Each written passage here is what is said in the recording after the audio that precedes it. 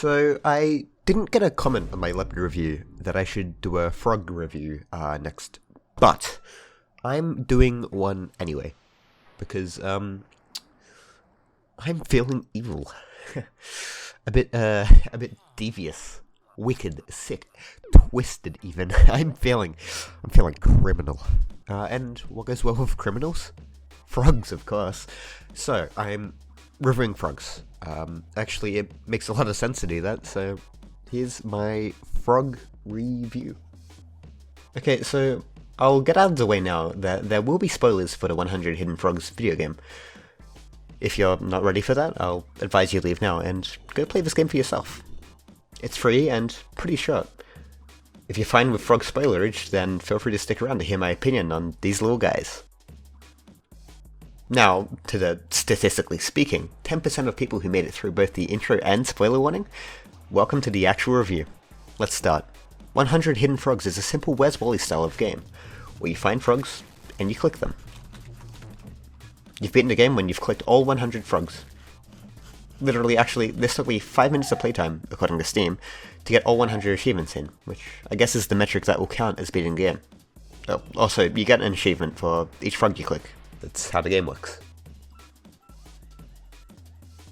The game has a really nice art style to it. Monochrome colors, cool illustrations. You click a frog and it turns green to let you know the frog is clicked, which I think is a really elegant way of keeping track of the clicked versus unclicked frogs. I think, however, it is a bit of a missed opportunity that, spoilers, the entirety of the canvas doesn't get colored in by the end of the game upon clicking all 100 frogs. The music the game comes with is also nice, but it is a bit repetitive. The game has two tracks, an ambient track that plays during gameplay, and a victory track that plays upon clicking all 100 frogs. Very simple. Gameplay-wise, I'd say that it's mostly pretty good, though the difficulty curve is a bit weird at times.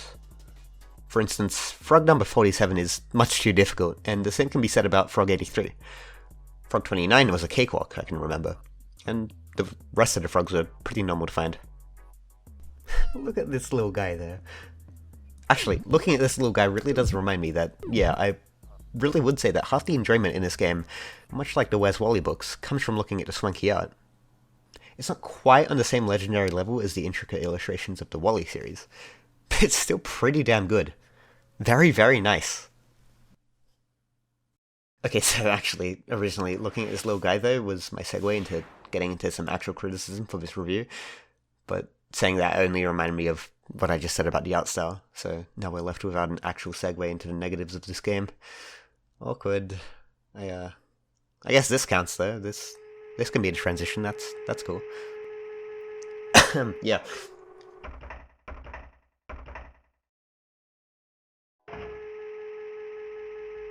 Right, so the game isn't entirely flawless. There were some issues I did have with this game that I think, if fixed, could really propel this game into new heights. The first issue I had with this game was a technical issue.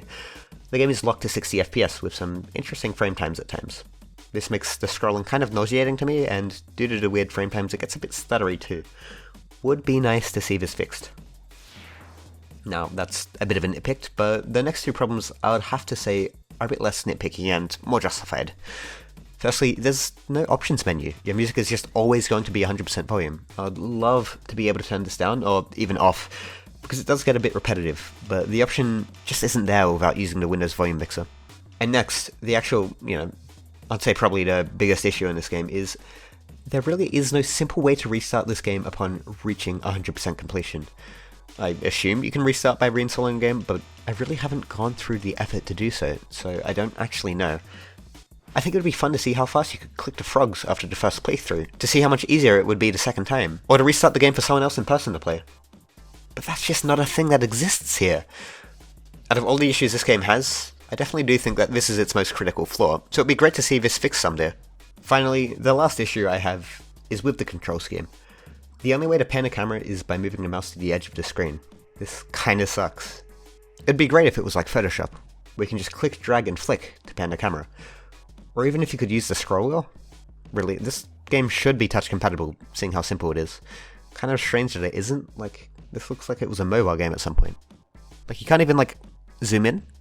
Surely you should be able to zoom in, right? But yeah, the camera controls in this game are a bit strange. Look, I don't want all the negatives to take away from this game. It really is a charming game. I did really enjoy it. Those issues really are just minor nitpicks, but like, in general, this game is pretty cute and nice. I think the good outweighs the bad here, even if it sounds like otherwise. If the game sounds like it's bad, then yeah, that's just the structure of this review at fault, my bad. This game is good, you should play it. As one of my Steam friends said about this game, Fwoggy. And I think that really is insightful. Fwoggy indeed. Definitely a solid B tier game, going in above Rat 2 and below Mouse. In the future, this may get moved down to C tier as the tiers become more defined, but I'll be generous to the 100 frogs for now and give them the high life in B tier. They deserve it, despite their flaws. Charming little creatures.